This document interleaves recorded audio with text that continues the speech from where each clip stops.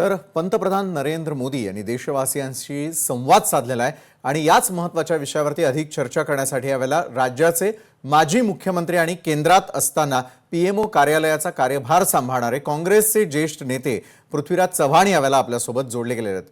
पृथ्वीराजजी, आपलं खूप खूप स्वागत लोकशाही मराठीच्या न्यूज प्लॅनेटमध्ये। पहिला प्रश्न आपल्याला हाच आहे की काँग्रेसमुळे देशाची प्रगती मंदावली, काँग्रेसनं देशाला लाचार केलं असं स्वतः देशाचे पंतप्रधान नरेंद्र मोदी यावेळेला बोलत होते। तुम्ही देखील ते ऐकलं असेल। हा आरोप काँग्रेसला तुम्हाला मान्य आहे का? काय मोदींचं एकतर्फे भाषण असतं, ते कधी कोणाचे प्रश्न घेत नाहीत, त्यामुळे कधी चर्चा होत नाही। दुसरी बाजू ते ऐकायला तयार नसतात आणि मनमानी येतून बोलतायत। हे आकडे जे सांगतायत, मनमोहन सिंग पंतप्रधान असताना त्यांच्या 10 वर्षाच्या काळामध्ये भारताच्या अर्थव्यवस्थेचा जो विकास जर होता तो नरेंद्र मोदींच्या 12 वर्षाच्या विकास काळापेक्षा जास्त आहे। हे जग जाहीर सत्य आहे। पण जर खोटंच बोलायचं म्हटलं आणि एकतर्फी फक्त संवाद साधायचा म्हटलं तर मग काय वाटेल ते बोलता येतं, कारण त्यांच्याकडे सर्व प्रसार माध्यमं आहेत। त्यामुळे त्यावर चर्चा न केलेली बरी। आज मला वाटतं की नरेंद्र मोदींच्या हट्टीपणामुळे देशाच्या अर्थव्यवस्थेत इतकं प्रचंड मोठं नुकसान झालेलं आहे। सगळ्यात पहिल्यांदा अनाकलनीय नोटबंदी, त्यानंतर अचानक तयारी न करता जीएसटीचं इम्प्लिमेंटेशन, तसंच कोविडच्या काळामध्ये काही तयारी न करता एकदम लॉकडाऊन करून लाखो लोकांना जे त्रास दिला, लाखो लोक मृत्युमुखी पडले। नंतर कुणाला विश्वासात न घेता एकदम शेती कायदे बदलले आणि सगळा शेतीचा व्यापार अडाणीच्या हातात देण्याचा जो प्रयत्न केला, जो शेतकऱ्यांनी झुळून लावला, हे सगळं एक एक आपण बघितलं तर आपल्या लक्षात येतं की मोदी लोकांशी खोटं बोलून, लोकांना फसवून, लोकांना थापा मारून निवडून आले। लोकसभा 14च्या लोकसभा निवडणुकीच्या आधी त्यांची आश्वासने लक्षात घ्या। 15 लाख रुपये काळा पैसा आणून प्रत्येकाच्या खात्यात जमा करू, 2 कोटी रोजगार दरवर्षी नवीन निर्माण करू, शेतकऱ्याचं उत्पन्न दुप्पट करू, महागाई कमी करू। काय झालं? आणि आता म्हणतात ते तो जुमला होता, निवडणुकीची घोषणा होती।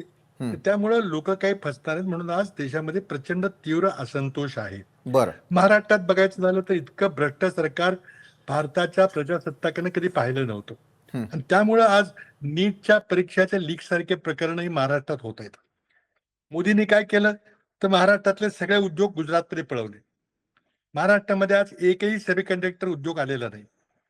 बरेच उद्योग गुजरातमध्ये आहेत, अगदी आसाममध्ये गेलेले आहेत, तामिळनाडूमध्ये, केरळ, आंध्र प्रदेशमध्ये आहेत, पण महाराष्ट्रात एकही नवीन सेमीकंडक्टर उद्योग आलेला नाही। आज ऍपल फोन कंपनी ही भारतात फोन तयार करते आणि अमेरिकेला निर्यात करते। ऍपल फोन कंपनीचे कॉन्ट्रॅक्टरच्या 5 कंपन्या देशात काम करतात, एकही कंपनी भारतात नाही। एकही कंपनी महाराष्ट्रात नाहीये। महाराष्ट्रात कोणी यायला तयार नाहीये। पण मोदींच्या कृपेमुळं महाराष्ट्रातलं इंटरनॅशनल फायनान्शियल सेंटर हे अहमदाबादला गेलं, गांधीनगरला गेलं। बुलेट ट्रेन ज्याची गरज नव्हती, मुंबई ते अहमदाबाद बुलेट ट्रेन कशाला? अहमदाबादला विमानाने तुम्ही 4,000 रुपये जाता, बुलेट ट्रेन मध्ये 2 लाख कोटी रुपये खर्च करायची काय करत होती? पण इतका हट्टीपणा, इतका अहंकार आहे आणि एकतर्फी संवादामुळं आज फार चांगलं चाललेलं आहे। मागे काही चांगलं चाललं नव्हतं, हे चाललेलं आहे। आपल्याला आठवत असेल मोदी गुजरातचे मुख्यमंत्री असताना रुपयाच्या किमतीबद्दल त्यांनी काय म्हटलं होतं? मनमोहन सिंग यांची कशी टिंगल उडवली होती की रुपयाची किंमत घसरायला लागली, मनमोहन सिंगच्या वयाशी त्याची तुलना चालली। आज रुपयाची किंमत सेंचुरी मारायला लागलेली आहे। नरेंद्र मोदींच्याकडे काही उत्तर आहे? हळूहळू रोज तेलाच्या, डिझेलच्या, पेट्रोलच्या, स्वयंपाकाच्या गॅसच्या किमती वाढवल्या जात आहेत। मोदींच्याकडे काही उत्तर नाही। आज भारताची अर्थव्यवस्था जगात 4थ्या क्रमांकावर होती, ते आता 6व्या क्रमांकावर घसरलेली आहे मोदींच्या नेतृत्वाखाली। आणि ठीक आहे, तुम्ही 12 वर्षाचं सेलिब्रेशन करा, सत्कार करा, पण लोक काँग्रेसच्या विश्वासघातामुळे जनतेने आमच्यावर विश्वास ठेवला असं देखील पंतप्रधान म्हणाले। खरंच जनतेचा विश्वासघात कुणी केला? बरं, देशाला हीन वागणूक आणि लाचार केलं काँग्रेसनं, त्यामुळे आम्हाला निर्णय घ्यावे लागले, हा पंतप्रधानांचा गंभीर स्वरूपाचा आरोप आहे काँग्रेसच्या कार्यकाळावर। काय काही आरोप केले तरी काय त्याला उत्तर देता येत नाही ना, कारण तुम्ही चर्चाच करत नाही। कधी पत्रकारांची, जगातला एकमेव नेता आहे जो गेल्या 12 वर्षामध्ये एकाही पत्रकाराच्या प्रश्नाला सामोरं गेलेला नाही. एकही जगातला नेता असा नाहीये. कारण मोदींना भीती आहे की आपण जर प्रश्नाची उत्तरं द्यायला लागलो तर आपली अडचण होईल. हे टेलिप्रॉम्प्टरवर भाषण वाचून दाखवायची आणि लोकांना भाषण करायची, असा नेता असतो. ठीक आहे, आमची 10 वर्ष झाली, त्यामुळे अँटी इन्कम्बन्सी निर्माण झाली. 2014 मध्ये आमचा पराभव झाला. मोदींनी दिवा स्वप्न दाखवली लोकांना की मी गुजरात मॉडेल आणले. काय होतं गुजरात मॉडेल? मी 15 लाख रुपये प्रत्येकाला देईन, ही लाच नव्हती का? पण सगळे फसवणूक झाली लोकांची आणि लोक प्रचंड प्रक्षुब्ध झालेली आहेत. साध्या नीट परीक्षेच्या पेपर फुटीच्या प्रकरणामुळे 20 बिलियन 2 कोटी लोक त्या अभिजित दिपकेच्या मागे उभे राहिलेली आहेत. कसलं तुम्ही घेऊन बसलेला आहे? आणि म्हणून याकरता विरोधी पक्षाने आघाडी केली. आता ठीक आहे, लोकशाही म्हटलं की त्यामध्ये हार जीत तो होती राहती आहे. 1984 साली नरेंद्र मोदींच्या पक्षाचे, भारतीय जनता पक्षाचे फक्त 2 खासदार होते. अटल बिहारी वाजपेयी पराभूत झाले होते. तिथून भाजप पुढे आले. आम्ही देखील 50 ते 100 झालो. 100चे आता 200-250 व्हायला काही वेळ लागणार नाही. 2029च्या निवडणुकीची आमची तयारी चालू आहे. आणि त्यामध्ये काही थोडंसं तामिळनाडूच्या स्थानिक प्रश्नामुळे काही अडचणी निर्माण झालेल्या आहेत. बरं, पण शेवटी काँग्रेस पक्ष त्या अडचणी सोडवेल. आणि बरोबर, काँग्रेस हे सगळं सोडवेल असं तुमचं देखील ऑब्झर्वेशन आहे किंवा तशी तयारी काँग्रेस करताना दिसते. मात्र काँग्रेस आणि एनडीएच्या काळातील ग्रोथ रेटचा मगाशी उल्लेख झाला, याची तुलना त्यांनी देशवासियांना संबोधताना केली. यावरती तुमचं स्वतःचं ऑब्झर्वेशन काय आहे? तुमचं विश्लेषण काय सांगतं? ग्रोथ रेटचे आकडे हे भारत सरकारच्या अर्थ खात्याकडून प्रकाशित केले जातात. त्यामुळे हात कंगन को आरसी क्या, हे इतके स्पष्ट आकडे आहेत की 2004 ते 14च्या 10 वर्षाच्या काळामध्ये देशाच्या अर्थव्यवस्थेचा विकास दर आतापर्यंत इतिहासात सर्वात जास्त दशकीय विकास दर होता. हे वस्तुस्थिती आहे.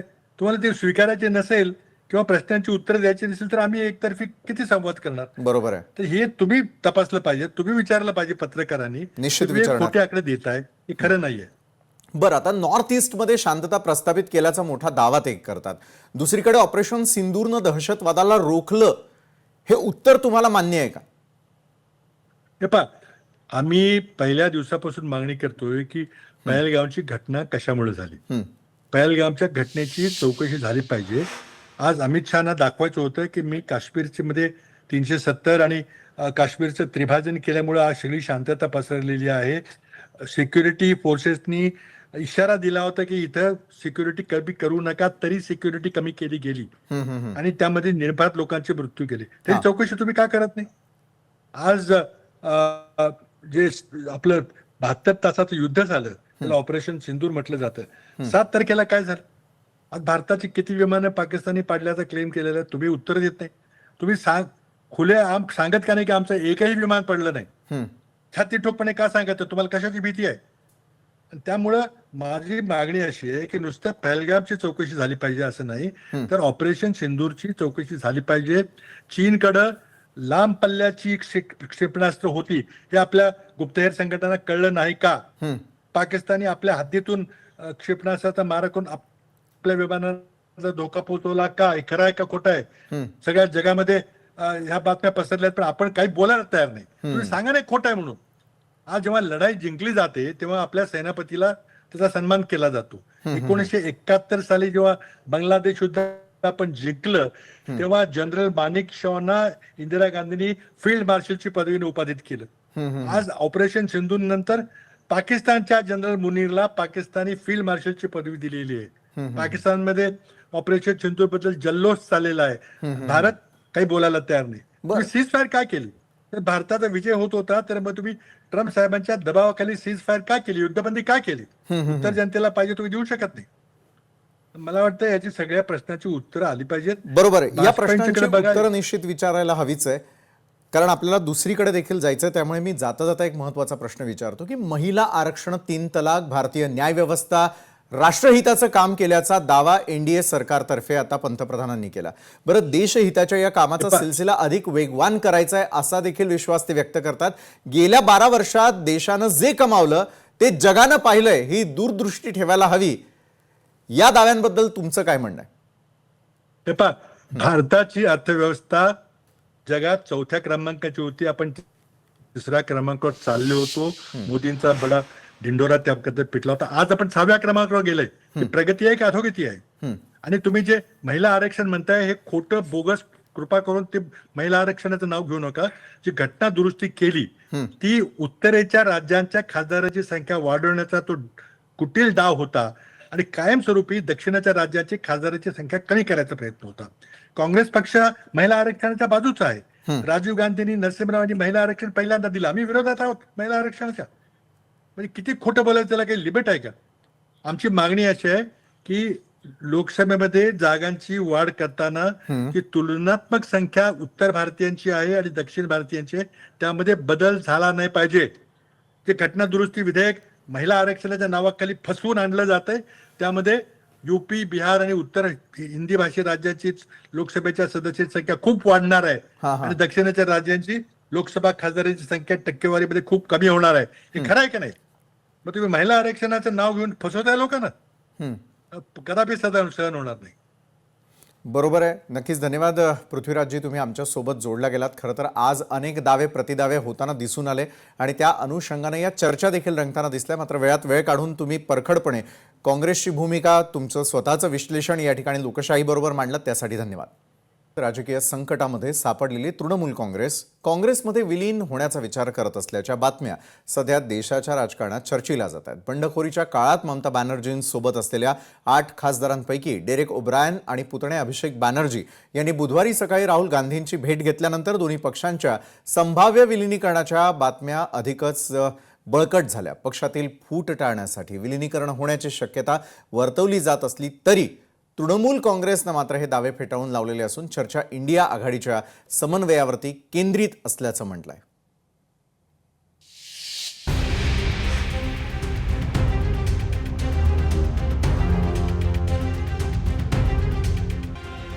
तृणमूल काँग्रेसमध्ये विलिनीकरणाच्या विचारात? अभिषेक बॅनर्जी राहुल गांधी भेटीमुळे भुवया उंचावल्या. तृणमूल काँग्रेसच्या सूत्रांनी हे दावे फेटाळले. बॅनर्जी गांधी चर्चा इंडिया आघाडीच्या समन्वयासाठी. तृणमूल काँग्रेसच्या नेत्यांची काँग्रेसच्या नेत्यांसोबत बैठक झाल्यानंतर तृणमूल काँग्रेसचं काँग्रेसमध्ये विलिनीकरणाच्या चर्चांना लागलीच सुरुवात झाली. यामागील मूळ चिंता ही आहे की पक्षातले आमदार आणि खासदारांमधील पडलेली फूट आणि पक्षातलं आपलं नेतृत्व टिकावं यासाठी ममता बॅनर्जी कदाचित या विलिनीकरणाच्या निर्णयाचा विचार करत असाव्यात, अशाही बातम्या समोर आल्या होत्या. काँग्रेसकडून विलिनीकरणाचा प्रस्ताव आल्याच्याही बातम्या समोर आलेल्या होत्या, पण तृणमूलच्या सूत्रांनी या सगळ्या बातम्या फेटाळून लावल्यात. इसके ऊपर हमारा कोई कमेंट नहीं है. दिल्ली में क्या मीटिंग चल रहा है उसके ऊपर एक भी शब्द नहीं बोलूंगा. ये इंडिया ब्लॉक का एक बहुत इम्पोर्टेंट मीटिंग था और उसके बाद थोड़ा फॉलो अप मीटिंग्स वो दोनों पार्टी का वो हो सकता है. तो वो लोग क्या मीटिंग में क्या हुआ नहीं हुआ इसके ऊपर कोई कमेंट नहीं करूंगा. काँग्रेसचे लोकसभा खासदार इम्रान मसूद यांनी दोन्ही पक्षांच्या विलिनीकरणाची जाहीर मागणी केल्यानंतर लगेचच ही घडामोड समोर आली. राजकीय फूट टाळण्यासाठी विलिनीकरण हा एक चांगला पर्याय असल्याचं मसूद यांनी म्हटलं होतं. मंगळवारी सोनिया गांधी यांच्याशी चर्चा झाल्यानंतर लगेचच ही बैठक झाली. काँग्रेस हायकमांडनं ममता बॅनर्जी यांना विलिनीकरणाची संधी दिलेली असून त्यावर ममता आणि अभिषेक बॅनर्जी विचार करत असल्याची माहिती देखील सूत्रांनी दिली आहे. ममता बॅनर्जी यांनी मंगळवारी सोनिया गांधी यांची भेट घेतली. 10 जनपथवरील सोनिया गांधींच्या निवासस्थानी ममता पोहोचल्या होत्या. ममता आणि सोनिया यांच्यामध्ये सुमारे 1 तास चर्चा झाली. याच चर्चेदरम्यान तृणमूलच्या काँग्रेसमध्ये विलिनीकरणासंदर्भात प्रस्ताव दिला गेला अशी सूत्रांची माहिती आहे. तर दुसरीकडे टीएमसी खासदार अभिषेक बॅनर्जी यांनी बुधवारी दिल्लीत राहुल गांधी यांची भेट घेतली. सूत्रांनी दिलेल्या माहितीनुसार ममता आणि सोनिया यांच्यातील चर्चेनंतर अभिषेक आणि राहुल यांच्यात विलिनीकरणासंदर्भात चर्चा झालेली आहे. मुझे नहीं पता वो क्या सोचते हैं, लेकिन हालात ये हैं कि राहुल जी के नेतृत्व में इनसे लड़ा जा सकता है. राहुल जी के नेतृत्व में ही ये लड़ाई देश के अंदर पार उतरने का काम करेगी. ये उनका फैसला है. मेरी व्यक्तिगत राय हो सकती है, ये उनका फैसला है. मेरी व्यक्तिगत राय है. उनके रास्ते बंद हो जाएंगे जैसे ही वो आ जाएंगे. कोई भाग नहीं पाएगा, सदस्यता जाएगी. पॉलिटिक्स संभावनामय शिल्प है, आर्ट ऑफ पॉसिबिलिटीज है. कोई ये काल सोचेगा जे Rahul Gandhi only the leader in the country, under his leadership we can fight, और वही बोल सकता है जिसको कोई डर नहीं है। वो डर को भगा के कोई आके ये बात करेगा, वी आर वेलकम। ये मर्जर है या एक्विजिशन है, मुझे जानकारी नहीं है। और बंगाल के साथ इससे जुड़े हुए हैं। शायद जब ये फैसला होगी औपचारिक तरीके से, कुछ विषय पे अगर फैसला हो तो हम सबको संज्ञान में जरूर लिया जाएगा, उस समय हम कुछ बता पाएंगे। सध्याच्या घडीला ममता दीदींकडे केवळ 22 आमदार आणि 19 खासदार उरलेत। सध्या टीएमसीचे लोकसभेत 28 आणि राज्यसभेत 13 खासदार आहेत। 3 जूनला 80 आमदारांपैकी 58 आमदारांनी ऋतब्रता बॅनर्जी यांना आपला नेता म्हणून नियुक्त करून एक वेगळा गट स्थापन केला होता। त्यामुळे ममता बॅनर्जींचे केवळ 22 आमदार उरलेत। त्यानंतर लगेचच 5 दिवसांनीच म्हणजे 8 जूनला तृणमूलच्या 28 लोकसभा खासदारांपैकी 20 खासदारांनी एनडीए सरकारला पाठिंबा देण्याचा निर्णय घेतला। ममता बॅनर्जी यांचे आता लोकसभेत फक्त 8 खासदार उरलेत। राज्यसभेत 13 खासदारांपैकी दोघांनी राजीनामा दिल्यानं आता फक्त 11 राज्यसभा खासदार उरलेत। भाजपनं मात्र तृणमूल आणि काँग्रेसमधील सुरू असलेल्या या चर्चांना राजकीय अस्तित्व वाचवण्याची लढाई म्हटलंय। मुझे लगता है कितनी दयनीय स्थिति है कि परिवारवाद के चक्कर में क्या हो जाता है नेताओं को, पर ये अब भी एक डिनायल मोड में है, डिल्यूजनल मोड में है। चलो एनीवे, अगर राहुल और अभिषेक एक साथ आते हैं तो अच्छा है। वो 2 युवा नेता उत्तर प्रदेश में तो उनका काम नहीं हुआ, अखिलेश और राहुल का, तो कम से कम अभिषेक और राहुल एक नई फिल्म बना सकते हैं। पश्चिम बंगालच्या विधानसभा निवडणुकीत झालेल्या वाताहतीनंतर आणि सत्ता गेल्यानंतर ममता बॅनर्जींकडील आमदार आणि खासदारांचा मोठा गट बाहेर पडलाय। त्यामुळे राजकीय अपरिहार्यता म्हणून तृणमूल आणि काँग्रेसच्या विलिनीकरणाबाबतीतच्या चर्चांना बळ मिळताना दिसतंय।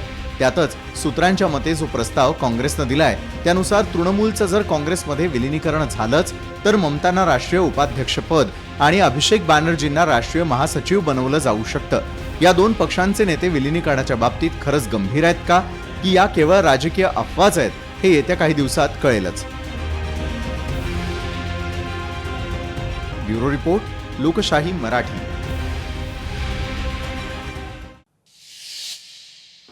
तर विलिनीकरण की अस्तित्वाची लढाई या अनुषंगाने चर्चा करण्यासाठी भाजपचे प्रवक्ते विनायक आंबेकर आपल्यासोबत आणि काँग्रेसचे महाराष्ट्र प्रदेश सरचिटणीस भाऊसाहेब आजबे, दोन्ही मान्यवरांचं स्वागत। भाऊसाहेब, तृणमूल काँग्रेसमध्ये विलिनीकरणाच्या चर्चा कितपत खऱ्या?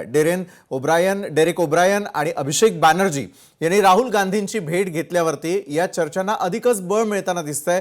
काय खरी काँग्रेसची बाजू आहे, काय टीएमसीची बाजू आहे? नाही, माध्यमांमधून तर ह्या चर्चा चालू आहेत। आज दिवसभर चर्चा चालू आहेत की टीएमसी काँग्रेसमध्ये त्याचं मर्जर होणार। जर अशा पद्धतीने खरोखर चर्चा चालू असेल, त्या दिशेने गोष्टी जात असतील, तर अर्थात काँग्रेस पक्ष त्याचं स्वागत करतोय। आणि त्यामागचं कारण असं आहे की भाजपचं जे राजकारण आहे ते भस्मासुरी राजकारण आहे। म्हणजे लोकशाहीच्या प्रक्रिया सगळ्या ओलांडून जाऊन ज्या पद्धतीने हे राजकारण करतात, म्हणजे उदाहरणार्थ इलेक्शन कमिशन तर हा भागीदार झालाय। आता मीनाक्षी नटराजन ज्या आमच्या आहेत त्यांचा उमेदवारीबाबत ज्या पद्धतीचा निर्णय झाला त्याच्यातून पण आपल्याला या गोष्टी लक्षात येतात। आणि तर दुसरीकडे ज्या तपास यंत्रणा आहेत त्यांच्या माध्यमातून कोणताही प्रादेशिक पक्ष जिवंत ठेवायचा नाही, हे आपण महाराष्ट्रातही पाहिलं, शिवसेनेच्या, राष्ट्रवादीच्या उदाहरणांमध्ये। आणि बंगालमध्ये देखील हे सगळं घडल्यानंतर ज्या पद्धतीने त्यांनी त्या पक्षामध्येच फूट पाडून खासदार पण फोडले, ऋतुव्रत बॅनर्जी जे आहेत त्यांना देखील विरोधी पक्षनेतेपद दिले। अशा सगळ्या परिस्थितीमध्ये या भस्मासुराच्या विरोधात निर्णायक लढाई द्यायची असेल तर त्याला राहुल गांधींच्या नेतृत्वाखाली काँग्रेसशिवाय पर्याय नाहीये। आणि हे जर ममता दीदी न लक्षात येत असेल तर हे अर्थात त्याचं आम्ही स्वागत करतो। बरं, प्रादेशिक पक्ष संपवण्याचा हा भाजपचा कट आहे असा थेट तुम्ही आरोप करता। भाजपची बाजू जाणून घ्यात विनायकजींकडून। काय की तृणमूलच्या 28 पैकी 20 खासदारांनी एनडीएला अचानक पाठिंबा दिला आणि त्यानंतर काँग्रेस आणि तृणमूलमधील चर्चा राजकीय अस्तित्व वाचवण्याची लढाई आहे असं भाजपला का वाटायला लागलेलं आहे? म्हणजे तशा प्रकारची प्रतिक्रिया आत्ताच तुम्ही आमच्या स्पेशल रिपोर्टमध्येही पाहिली असेल विनायकजी। मात्र प्रादेशिक पक्ष तुम्ही संपवताय हा आरोप आहे काँग्रेसकडून। जे वंशवादी पक्ष आहेत त्याच्यामध्ये तृणमूल आणि काँग्रेस सुद्धा सामील आहे। एका घराण्याची सत्ता असली की त्या घराण्याचे युवराज मग इकडे पुत्र असेल तिकडे भाचा असेल, तो किती वेडावाकडं वागतो त्याचं सगळं स्वरूप हे बंगालच्या जनतेसमोर नवे देशासमोर आलेलं आहे. अभिषेक बॅनर्जी किती चुकीचं वागले हे त्या पक्षाचा प्रत्येक खासदार, मी आपल्याला नाव सांगतो, शुभेंदू शेखर रॉय आणि सुष्मिता देव या 2 राज्यसभेच्या खासदारांनी त्यांच्या पक्षाचा राजीनामा दिला.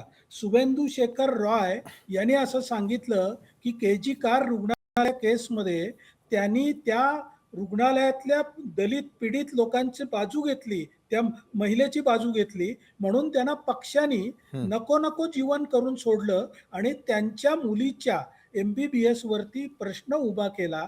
एवढे अत्याचार करणारे तृणमूल काँग्रेस सारखं जर पक्ष असतील तर ते स्वतःच्या कर्माने त्या फुटलेले आहेत. त्याला भाजपमध्ये काही करावं लागलं नाही. भाजपला अजिबात कुठल्याही तृणमूल खासदाराची आमदाराची गरज नाही. ते स्वतःहून भाजपमध्ये येतात असं तुम्हाला दिसतंय.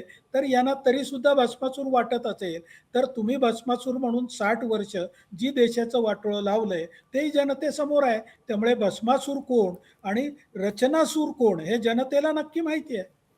बरं, तुम्ही ज्या प्रकारे म्हणतायत त्याचनुसार ही चर्चा पुढे नेऊयात. भाऊसाहेब आजबे, बॅनर्जी गांधी चर्चा जरी इंडिया आघाडीच्या समन्वयासाठी असल्याचं सांगितलं जात असलं तरी ममता बॅनर्जींना काँग्रेस उपाध्यक्षपदाची ऑफर देण्यात आलेली आहे का? काय सत्य आहे यातलं? म्हणजे सर्वच राजकीय पक्ष जे आहेत किंवा प्रादेशिक पक्ष जे आहेत ते काँग्रेसच्या छताखाली येतात का?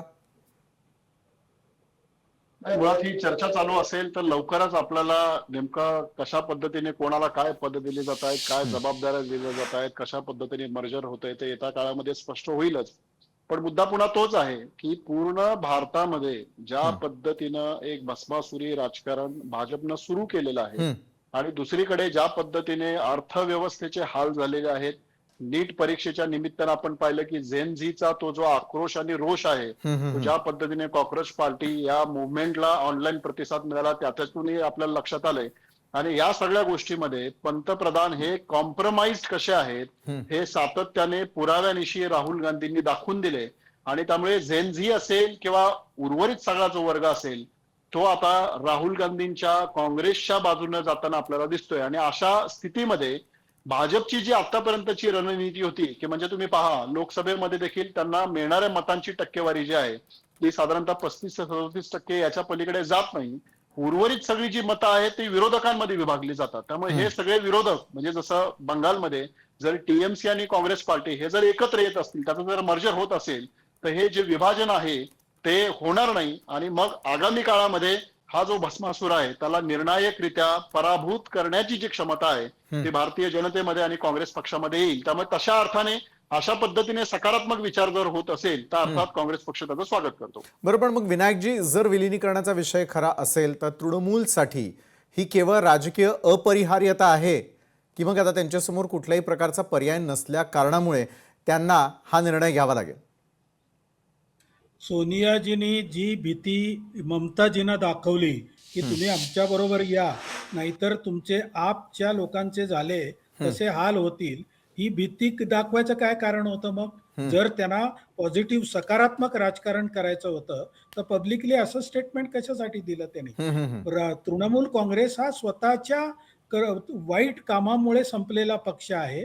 त्यांना आता दुसरीकडे कुठेही पर्याय राहिला नाही, म्हणून त्याचा गैरफायदा घेण्यासाठी सोनिया गांधींनी अशी भीती घालून त्यांना आपल्या जवळ करण्याचा प्रयत्न केलेला आहे. जरी तृणमूल काँग्रेस किती डिनायल मोडमध्ये असली तरी त्याच्यावरती विचार ते करतात, एवढं खरं आहे. आता शेवटी कसं आहे की तृणमूल काँग्रेस म्हणजे जर आपण या बंगालच्या विधानसभा निवडणुकीच्या आधीची गोष्ट पाहिली तर काँग्रेसचे माननीय राहुल गांधी हे इलेक्शन म्हणजे निवडणुकीच्या तोंडावरती तृणमूल काँग्रेसविषयी, ममता बॅनर्जींविषयी काय बोलत होते जनतेने सगळं पाहिलेलं आहे. त्यामुळे यांचा आपापसात पटेल की नाही हा पुढचाच मुद्दा आहे, पण ते एकत्र येतील की नाही हे सुद्धा आता सांगणं कठीण आहे.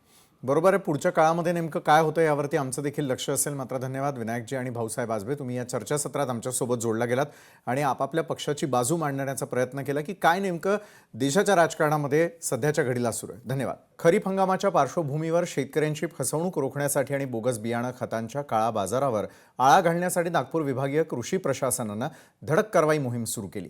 नागपूर विभागात आतापर्यंत 1,60,00,000 रुपयांचा मुद्देमाल जप्त करण्यात आलेला असून 9 जणांविरुद्ध गुन्हे दाखल करण्यात आलेले आहेत. पाहुयात यावरील आमचा हा खास रिपोर्ट.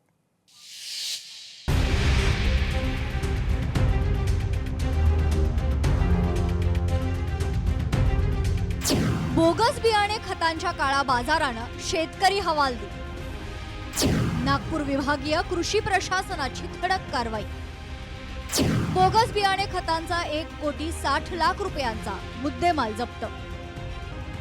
नागपूर कृषी विभागानं विभागातील 6 जिल्हे आणि विभागीय स्तरावर अशा एकूण 7 भरारी पथकांची स्थापना केली आहे. या पथकांनी आतापर्यंत 14,000हून अधिक बियाणे आणि खतांच्या पाकिटांचा साठा जप्त केलाय. बोगस बियाणे, बनावट खतं आणि चोर मार्गाने येणारे HDBT बियाणे शेतकऱ्यांपर्यंत पोहोचू नयेत यासाठी ही विशेष मोहीम राबवली जात आहे. आपण बोगस बियाणं असेल किंवा खतं असतील ते हे शेतकऱ्यांना जाऊ नये यासाठी आपण काम करतो आहोत. आणि याच पथकांच्या माध्यमातून जे काही विभागात HDBT बियाणं येत होतं चोर मार्गाने ते सुद्धा आपण पकडण्याचा प्रयत्न केला आहे. आणि आतापर्यंत आपण 9 जे आहेत गुन्हे याच्यामध्ये दाखल केलेले आहेत. साधारणतः 14,000 पॅकेट आपण जप्त केले. त्याचं जे मूल्य आहे साधारणतः 1,60,00,000 रुपये आहे. खताच्या बाबतीमध्ये सुद्धा आपण 5 गुन्हे दाखल केलेले आहेत. युद्धजन्य परिस्थितीच्या पार्श्वभूमीवर कृत्रिम तुटवडा निर्माण करणाऱ्या कृषी केंद्रांवरही कारवाई करण्यात आली असून 112 परवाने रद्द करण्यात आले. सध्या नागपूर विभागात युरिया आणि DAPचा पुरेसा साठा उपलब्ध असल्याचं प्रशासनानं स्पष्ट केलंय. कोणतीही आपत्कालीन किंवा पॅनिक परिस्थिती निर्माण झाल्यास संरक्षित साठा खुला करून शेतकऱ्यांना तातडीनं पुरवठा केला जाणार आहे. जवळपास आपण 112 जे कृषी सेवा केंद्र आहेत त्यांचे आपण लायसन्स सुद्धा सस्पेंड केले, जिथं थोडं बहुत आपल्याला काही कमी जास्तपणा आढळलेला आहे. तर असं तर म्हणजे होण्याची शक्यता फार कमी आहे. आणि आज घडीला तरी कुठलंही खत अवेलेबल नाही म्हणून आमच्याकडे कुठलीही अशी काही तक्रार नाही आहे. आणि शासनानं देखील म्हणजे युरिया आणि DAPचा जे इथं संरक्षित साठा करण्यासाठी सांगितलेलं आहे. त्याप्रमाणे आपण आपल्या विभागामध्ये संरक्षित साठा केलेला आहे. अशी कुठली जर एखादी पॅनिक सिच्युएशन आली तर त्यावेळेस आपण तो साठा देखील रिलीज करणार आहे, जेणेकरून जी काही पॅनिकनेस आहे ती कमी होईल. स्वस्त दराच्या आमिषाला बळी पडून अनेक शेतकरी अनधिकृत विक्रेत्यांकडून बियाणे, खते आणि कीटकनाशकं खरेदी करतात. मात्र अशा व्यवहारांमध्ये पावती दिली जात नसल्यानं फसवणूक झाल्यास शेतकऱ्यांना न्याय मिळवणं कठीण होतं. त्यामुळे अधिकृत कृषी केंद्रातूनच खरेदी करण्याचं आवाहन कृषी विभागानं केलंय. खरीप हंगामाच्या पार्श्वभूमीवर शेतकऱ्यांची फसवणूक होऊ नये यासाठी विशेष खबरदारी कृषी विभागाने तर घेतलेलीच आहे. मात्र शेतकऱ्यांनी सुद्धा जे आहे ते कमी किमतीमध्ये अधिकचं उत्पन्न मिळेल या आमिषापोटी जे आहे ते कोणतेही अवैध बियाणे खरेदी करू नये असं आवाहन देखील कृषी विभागाच्या वतीने आता शेतकऱ्यांना करण्यात आलेलं आहे. लोकशाही मराठी करता मी ज्ञानेश्वर पवार, नागपूर. आजच्या न्यूज प्लॅनेटमध्ये आता वेळ झालेली इथंच थांबण्याची. ताज्या घडामोडींसाठी पाहायला विसरू नका लोकशाही मराठी. लोकशाही मराठी ऐका, पहा, जागरूक रहा.